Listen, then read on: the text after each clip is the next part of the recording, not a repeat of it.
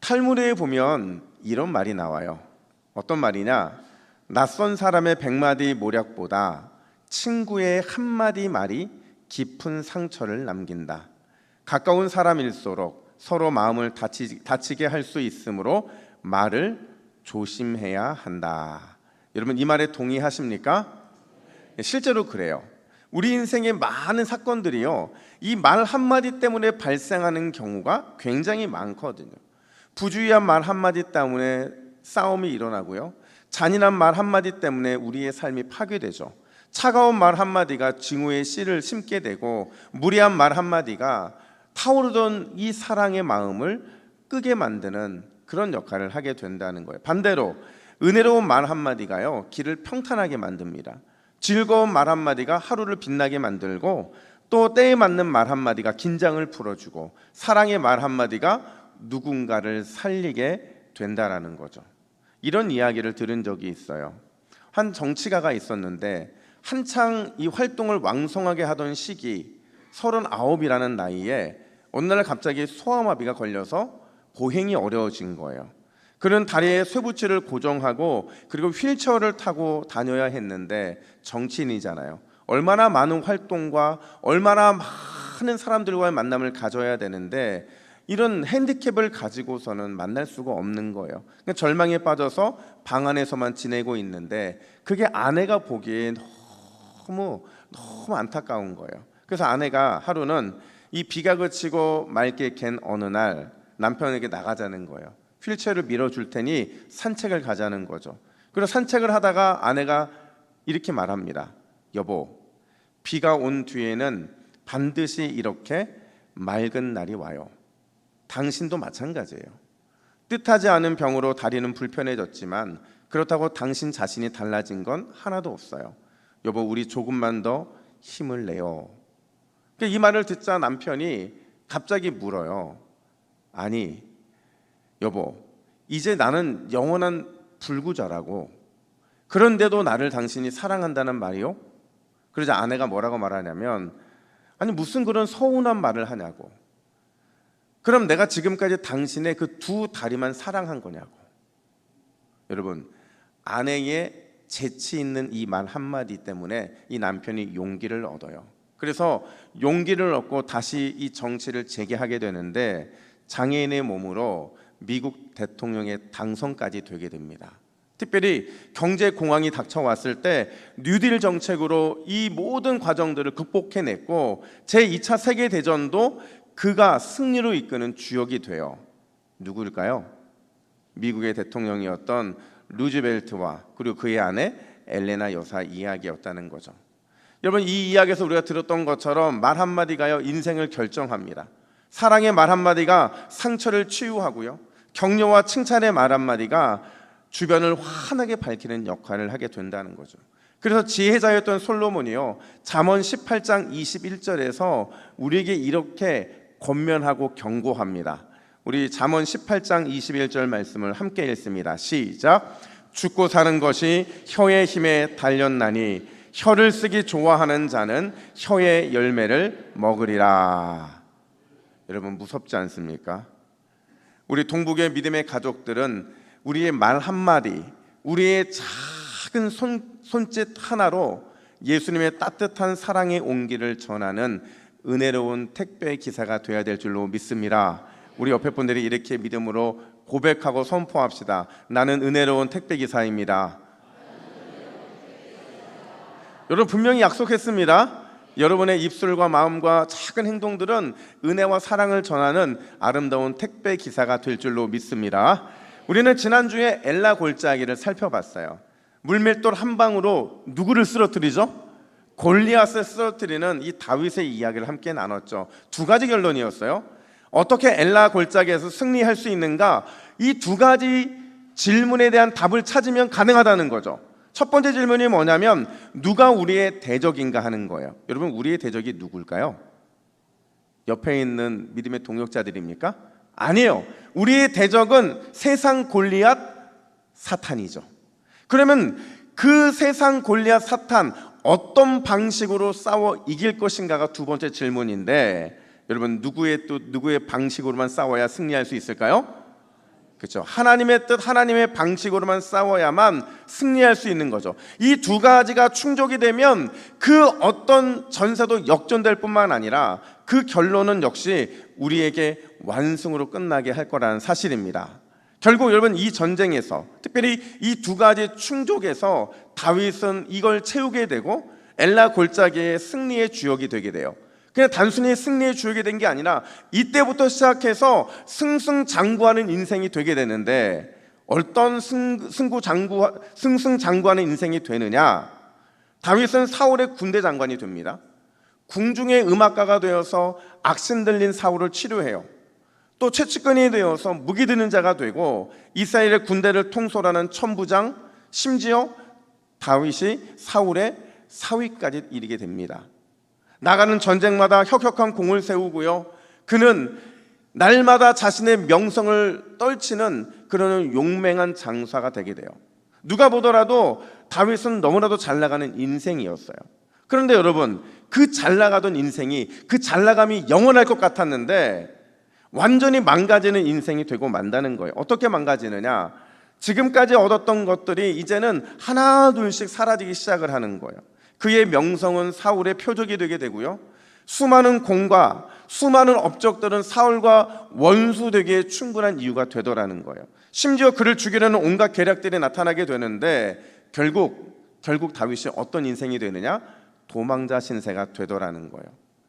여러분, 다윗의 인생에 일어난 이 변곡점, 너무나도 잘 나가던 다윗이 갑자기 도망자 신세가 되게 된 그 계기, 그게 뭐였느냐? 사무엘상 18장 7절은 이렇게 말합니다.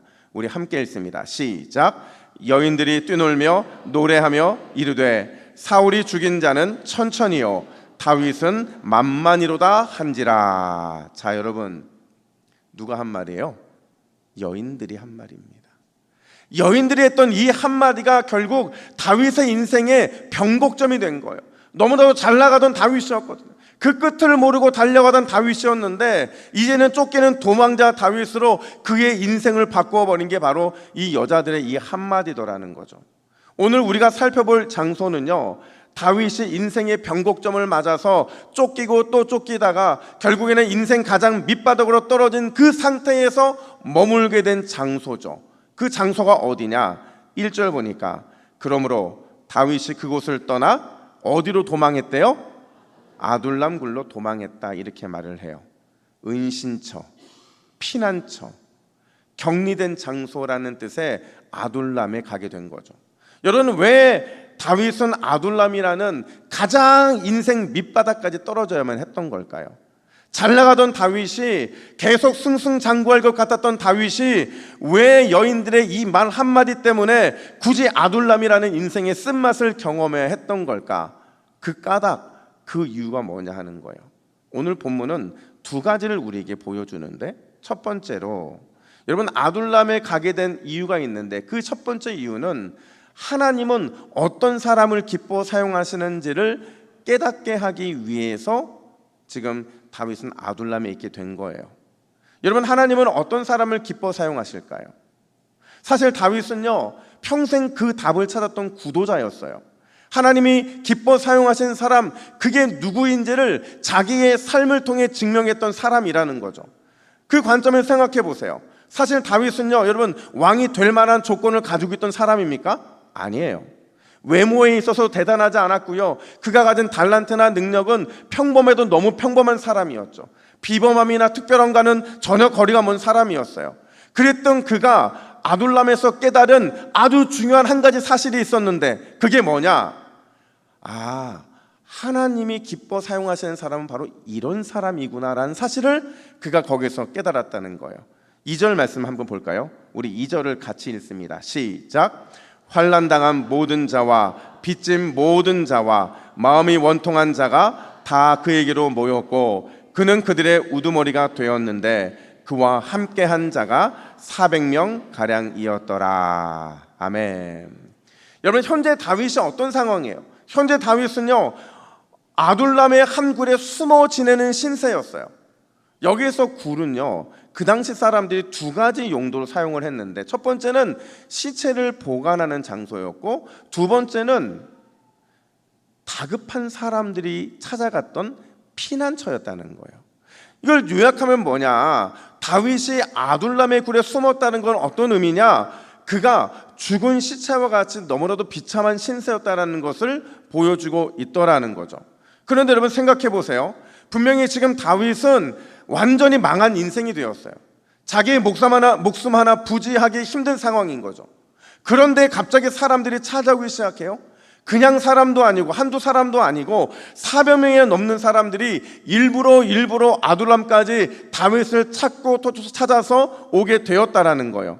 중요한 건 다윗은 그 비참한 상황인데, 다윗은 가장 위험하고 보잘것없는 인생을 보내고 있었는데 누가 그런 다윗에게 찾아왔느냐? 누구예요? 환난 당한 모든 자, 빚진 모든 자, 마음에 원통한 자들이 찾아오더라는 거죠. 여기서 환난을 당했다는 것은요, 살 소망을 완전히 잃어버렸다는 거예요. 빚을 졌다는 것은 재산을 몰수당해서 노예 신분이 됐다는 거죠. 마음이 원통했다는 것은 참을 수 없는 분노로 그 안이 가득 채워져 있다는 거예요. 여러분, 이걸 한마디로 요약하면 이들이 누구냐? 누구 같은 신세였다는 거예요? 다윗과 같이 똑같은 신세더라는 거예요. 사방의 적 때문에 목숨의 위협을 받고 있는 사람들, 억울하고 소외당해서 인생의 의미를 잃어버린 사람들, 이런 신세의 사람들 400명이 자기 몸 하나 지킬 수 없는 다윗을 찾아오고 있더라는 거죠. 근데 여러분, 놀라운 건 뭐냐면 그 살 소망 없던 사람들, 재산을 몰수당해서 노예로 전락했던 사람들, 참을 수 없는 분노가 가득했던 사람들, 이들이 나중에 어떻게 변하게 되느냐 하는 거예요. 어떻게 변하느냐? 역대상 12장 8절 말씀을 보세요. 우리 같이 한번 읽어볼까요? 시작. 광야에 있는 요새에 이르러 다윗에게 돌아온 자가 있었으니 다 용사요 싸움에 익숙하여 방패와 창을 능히 쓰는 자라. 자, 여러분, 아둘람에 찾아온 사람들이 분명히 살 소망 없는 사람들이었거든요. 노예였어요. 참을 수 없는 분노 때문에 원수 갚기를 원했던 사람들이었는데 그들이 나중에 어떤 사람으로 변화되느냐? 용사 중에 용사가 되었다고 말하죠. 심지어 22절은요 이렇게 설명합니다. 우리 22절도 같이 읽습니다. 시작. 그때에 사람이 날마다 다윗에게로 돌아와서 돕고자 하매 큰 군대를 이루어 하나님의 군대와 같았더라. 와, 여러분, 그 모습이 크고 위험 있는 군대였대요. 근데 그걸 넘어서서 마치 하늘의 군사, 천군, 하나님의 군대, 마하나임과 같이 되었다, 이렇게 말을 하고 있더라는 거죠. 분명히 이들의 처음은 아둘람에 왔을 때는 막장 인생이었고 살 소망이 없던 인생이었어요.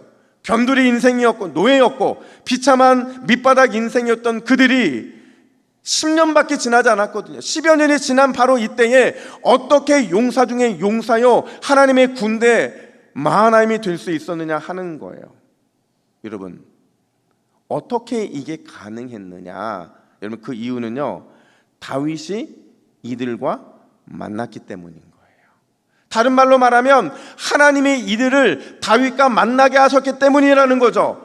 또 더 엄밀히 말하면 다윗이 하나님이 이들을 왜 자기에게 보냈는지, 보내셔서 무엇을 이루기를 원하셨는지를 깨달았기 때문에, 그 답을 얻었기 때문이라는 거죠. 여러분, 왜 이들은 가장 비참한 순간 다윗에게 보내졌을까요? 시편 34편 18절에서 그 힌트를 얻을 수가 있는데 다윗은 이렇게 말을 합니다. 우리 시편 34편 18절 말씀 우리 함께 읽습니다. 시작. 여호와는 마음이 상한 자를 가까이 하시고 충심으로 통회하는 자를 구원하시는도다. 할렐루야. 여호와는 마음이 상한 자를 가까이 하시고 충심으로 통회하는 자를 구원하시는도다. 이걸 여러분 메시지 성경은 조금 더 리얼하게 번역을 하는데 우리 메시지 성경도 같이 읽습니다. 시작. 너희 마음이 상할 때 하나님이 거기 계시고 내가 낙심할 때 그분이 도우셔서 숨쉬게 하시리라. 아멘.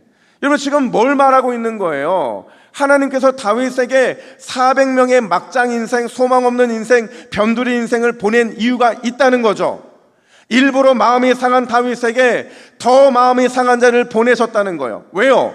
그들을 보면서 너의 절망은 절망도 아니라는 거죠. 의도적으로 낙심하며 눈물밖에 나오지 않는 다윗에게 더 낙심해서 눈물조차 나오지 않는 사람들을 보내셨다는 거예요. 왜요? 그들을 보며 자신의 절망이 절망도 아니라는 사실을 깨닫게 하기 위함이라는 거죠. 이거를 깨달으면서 다윗의 마음에 한 줄기의 은혜의 빛이 임하게 되는데, 그 은혜의 빛이 뭐냐? 바로 시편 34편 18절이더라는 거예요. 그럼에도 하나님은 지금 여기에 나와 함께 계시고 어떤 상황에서도 하나님은 나를 숨쉬게 하시는구나. 이게 바로 다윗이 깨달은 하나님이 기뻐 쓰시는 사람의 모습이고, 그 사람이 가지고 있는 믿음이고, 시편 34편 18절 통해서 말씀하고자 했던 내용이라는 거죠. 여러분, 결국 신앙이 뭐냐? 여러분, 신앙은요, 어느 쪽을 보느냐 하는 거예요. 우리의 상황과 환경은 변하지 않습니다. 우리의 모든 상황들은 여전히 똑같아요. 그런데 그런 상황 가운데서 어두운 쪽을 바라보는 인생이 되겠느냐? 아니면 밝은 쪽을 바라보는 인생이 되겠느냐? 그게 바로 우리의 신앙의 차이를 드러내게 된다는 거죠. 왜냐하면 거기서 하나님이 기뻐 사용하시는 사람과 그렇지 못한 사람으로 나뉘어지기 때문에 그렇다는 거예요. 여러분, 비록 다윗에게는요, 아둘람의 굴, 그 어둠밖에는 없었어요. 미래에 대한 어떤 소망도 없었고요, 현재를 기뻐할 만한 그 즐거움이 단 하나도 없던 상황이었어요. 완전히 어둠밖에는 그가 볼 수 있는 것은 아무것도 없었는데, 그런 다윗에게 우리 하나님은 더 어둠의 사람들, 더 절망하고 좌절한 인생들, 더 나락으로 떨어진 400명을 보내셔서 이렇게 말씀하시는 거죠. 그럼에도 어둠만 보지 말라는 거예요. 내가 너에게 보낸 그 어둠을 헤매는 400명, 그들과 함께 오히려 빛과 밝음을 바라보아야 한다라는 겁니다. 여러분, 우리가 날마다 어둠이 아니라 빛과 밝음을 바라볼 때 하나님은 그것을 믿음으로 보시고 우리를 믿음의 사람으로 받아주실 줄로 믿습니다. 설교의 황태자라 불리는 찰스 스펄전 목사님이요, 평생 하나님이 어떤 사람을 쓰시는지에 대해서 고민했어요. 그 고민하고 또 고민하다가 그가 깨달은 과정이 있었는데, 결과가 있었는데, 그걸 이렇게 설명합니다. 너무나도 유명한 표현인데 우리 화면 보시고 천천히 함께 읽습니다. 시작. 하나님은 여러분을 먹이시기 전에 먼저 배고프게 하십니다. 하나님은 여러분에게 옷을 입혀주시기 전에 먼저 벌거벗기십니다. 하나님은 여러분들을 시대의 인물로 만드시기 전에 먼저 하찮고 보잘것없는 사람으로 만드십니다. 여러분, 이 말에 동의하십니까?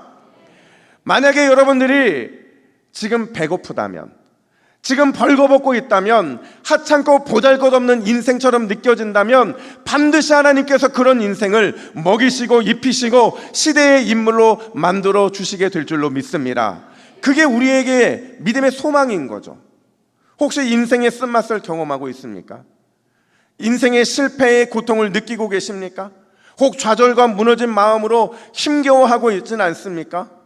아둘람의 어둡고 축축한 굴, 인생 가장 밑바닥을 경험하게 했던 다윗이 우리에게 이렇게 권면합니다. 동부교회 믿음의 성도들이여, 비참한 아둘람의 어둠이 아니라 오히려 빛과 밝음 대신 예수님을 바라보십시오. 그러면 반드시 다윗의 왕조로 나아가는 길이 열리게 될 것입니다. 여러분, 날마다 빛과 밝음 되시는 예수님 바라보고 다윗의 왕자가 열어지는 놀라운 축복을 경험하시기를 예수님의 이름으로 축복합니다. 뿐만 아니라 두 번째로, 아둘람이 다윗에게 필요한 이유가 있었어요. 그 이유가 뭐냐? 다윗으로 하여금 처절하게 부르짖는 기도의 사람을 만들기 위함이었다라는 거죠. 여러분, 질문 하나 던져볼게요. 이스라엘의 가장 위대한 왕은 누구일까요? 우리는 이스라엘의 가장 위대한 왕 뽑으라고 한다면 두 사람을 뽑습니다. 누가 누구예요? 다윗과 솔로몬이죠. 업적만 놓고 본다면 다윗은 왕국의 기초를 튼튼하게 세운 사람이었어요. 반면에 솔로몬은요, 왕국을 발전시키고 또 번영케 만들었던 사람이었죠. 여러분, 이 둘 중에 누가 가장 위대한 왕일까요? 아니, 하나님 보시기에는 누가 가장 위대한 왕일까요? 그렇죠. 물어 뭐 하겠어요? 다윗이에요. 그러면 또 다른 질문, 왜 다윗이 가장 위대한 왕이라고 평가를 받게 될 것인가? 그 이유는요, 다윗에게만 아둘람의 경험이 있었기 때문에 그렇다는 거예요. 다윗은 아둘람에서 하나님을 향해 처절한 부르짖음을 할 수 있었고, 그가 부르짖을 때마다 놀라운 응답의 역사가 일어나는 것을 경험했던 사람이거든요. 특히 다윗은 아둘람을 찾아온 400명 그들과 함께 하나님만 바라보고 기도하고 오직 하나님만 의지해 살아가는 법을 배웠기 때문이라는 거예요. 그 결과가 다윗 왕국이었어요. 그리고 그 덕분에 다윗 왕국은 하나님의 특별한 사랑 가운데 날마다 든든히 세워져서 영원한 약속을 받게 되는 거죠. 반면에 솔로몬을 보세요. 여러분, 성경에서요, 솔로몬이 1000번째 외에 하나님께 간절히 부르짖었다, 처절하게 기도했다, 목숨 걸고 하나님 앞에 나아갔다, 이런 표현 본 적이 있습니까? 저는 찾아보지 못했던 것 같아요. 없어요. 왜냐? 그는 왕국에서 유복하게 태어나서 자란 사람이거든요. 왕궁에서 훈련받았고 당연히 신앙 훈련도 왕궁스럽게 받았을 거라는 거예요. 결국 그의 인생은 그 어떤 결핍도 없었고 그 어떤 갈급함도 없었을 거라는 거죠. 자연스럽게 하나님만 구하고 하나님의 은혜만을 갈망하는 그런 인생이 될 수 없었던 거예요. 그래서 여러분, 다윗이 위대한 것이고, 그래서 솔로몬이 그것보다 부족한 거예요. 특별히 오늘 우리가 주목해야 되는 건 뭐냐면, 다윗이 그 어려운 시간들을 보내면서 늘 시편을 썼거든요. 근데 그 시편 중에서 시편 142편을 보면 이 시편의 표제가 뭐냐? 다윗이 굴에 있을 때예요. 여러분, 이 굴이 어떤 굴일까요? 아둘람 굴이죠. 총 7절밖에 되지 않은 아주 짧은 시편인데, 이 시편에 보면 그 굴에서 다윗이 얼마나 처절하게 부르짖었는지, 얼마나 치열하게 하나님의 은혜를 갈망했는지를 다 담아내고 있는데, 모든 시편의 구절들이 다 부르짖음과 연관이 되어 있어요. 1절 말씀 한번 같이 읽을까요? 시작. 내가 소리내어 여호와께 부르짖으며 소리내어 여호와께 간구하는도다. 아멘. 여러분, 소리내어가 몇 번 반복돼요? 2번 반복돼요. 근데 똑같은 표현이 부르짖으며 간구, 똑같은 거 4번이나 반복되고 있는 거예요. 도저히 잠잠히 기도할 수 없었던 거죠. 너무 두려웠고, 너무 원통하고, 너무 속이 상하니까 그냥 울부짖으면서 하나님을 찬양하고 기도했던 거예요. 부르짖고 또 부르짖고 간구하고 또 간구했던 거죠. 그 마음, 그 심정을 4절에서는 이렇게 표현하는데, 우리 4절 말씀도 함께 했습니다. 시작.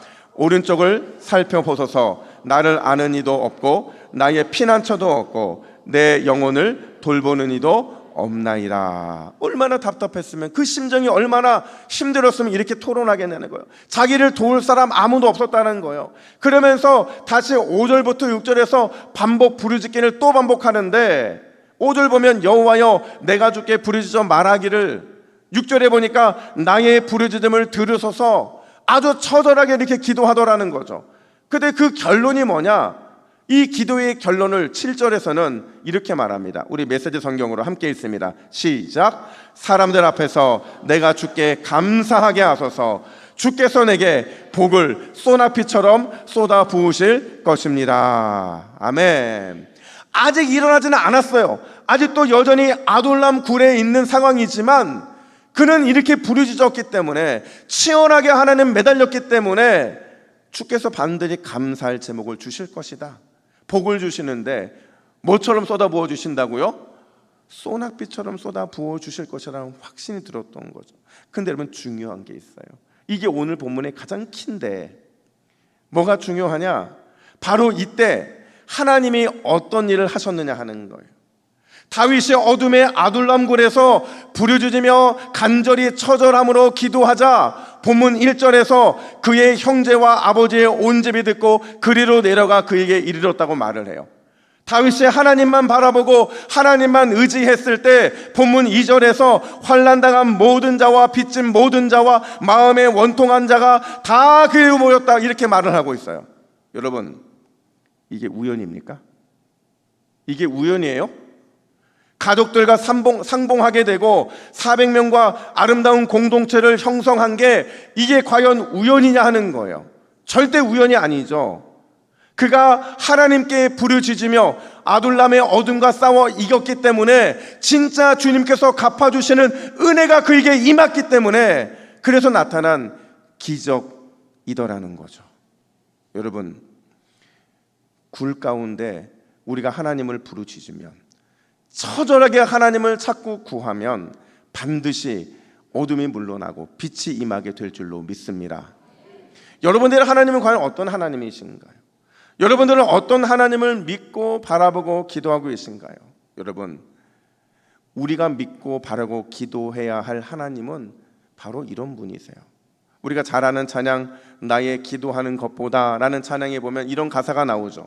나의 기도하는 것보다 더욱 응답하실 하나님, 나의 생각하는 것보다 더욱 이루시는 하나님, 우리 가운데 역사하신 능력대로 우리의 간구함을 넘치도록 능히 하실 주님, 여러분, 그분이 우리의 하나님이신 줄로 믿습니다. 우리는요, 그냥 지금 우리의 모습에서 만족하라고 하나님 부르신 것이 아니라 더욱 응답하시는 하나님을 만나라고, 더욱 이루시는 하나님을 경험하라고, 우리 가운데 역사하셔서 능히 충분히 완전히 행하실 주님을 만나라고 우리에게 모든 상황들이 주어진 거예요. 그리고 그 주님을 만나잖아요. 그 결론은 뭐냐면 모든 영광과 존귀와 찬양과 경배 하나님께 올려드릴 수밖에 없는 거죠. 여러분, 오늘 우리가 이 찬양을 함께 할 때에 여러분 가운데 있는 필요한 응답, 하나님의 이루어 주심, 하나님의 역사 반드시 능히 이루어 주시는 주님을 만나게 될 줄로 믿습니다. 우리 함께 이 찬양을 주님 앞에 올려드립시다.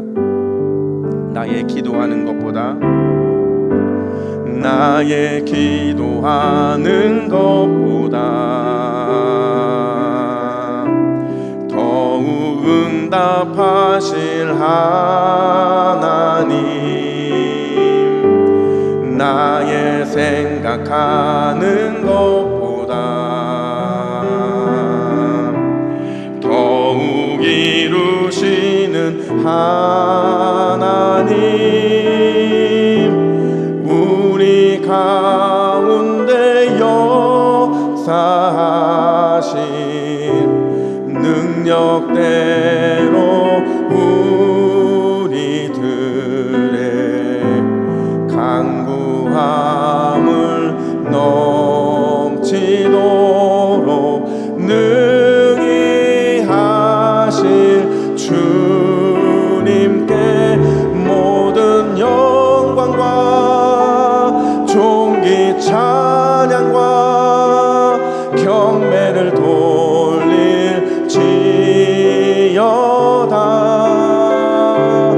모든 영광과 존귀 찬양과 경배를 돌릴지. 우리 다시 한번 찬양할 때 두 손 높이 들고 함께 찬양합시다. 나의 기도하는 것보다 더욱 응답하실 하나님,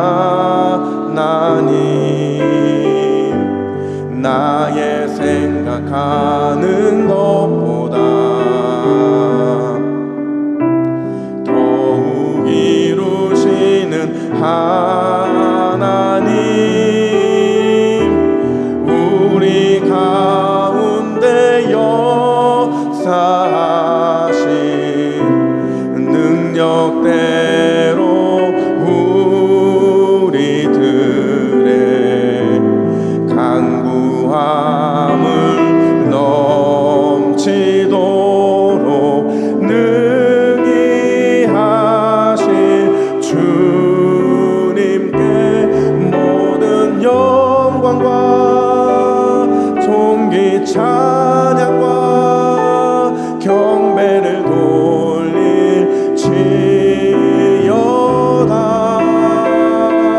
모든 영광과 존귀 찬양과 경배를 돌릴지.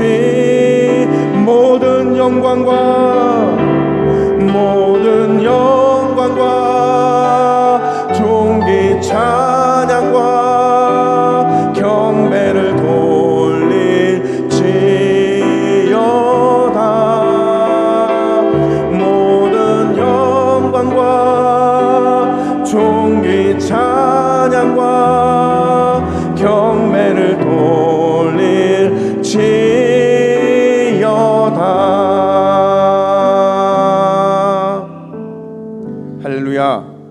여러분, 오늘 우리에게도 처절한 다윗의 부르짖음이 회복돼야 될 줄로 믿습니다. 다윗처럼 오직 하나님만 바라보고 오직 하나님께 간절히 부르짖는 은혜의 갈망함이 우리 안에 있어야 될 줄로 믿습니다. 여러분, 기억하세요. 다윗은요, 기름 부음 받았기 때문에 저절로 왕이 된 게 아니었어요. 오히려 하나님께서 보내신 아둘람에서 하나님만 바라보고 하나님만 의지하고 처절하게 하나님 붙잡기로 결단했을 때, 그때 진짜 왕으로 준비됐고 진짜 하나님의 사람, 진짜 예수님 닮은 왕이 될 수 있었던 거죠. 여러분, 우리의 인생에도 저마다의 아둘람이 있어요. 그 어둠 속에서 오직 빛 대신 예수님만 바라보고 처절하게 하나님께만 부르짖음으로 위대한 하나님의 사람으로 준비되는 저와 여러분 되시기를 예수님의 이름으로 축복합니다. 아멘. 함께 기도하겠습니다.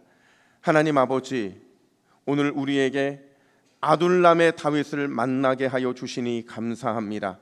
다윗이 아둘람의 어둠 속에서 오직 빛 대신 예수님만 바라보고 처절하게 하나님께 부르짖는 기도의 사람으로 변화되었던 것처럼, 우리 역시도 인생에 드리워져 있는 아둘람의 어둠 속에서 오직 빛 대신 예수님만 바라보고 처절하게 하나님께만 부르짖는 믿음과 기도의 용사가 되게 하여 주시옵소서.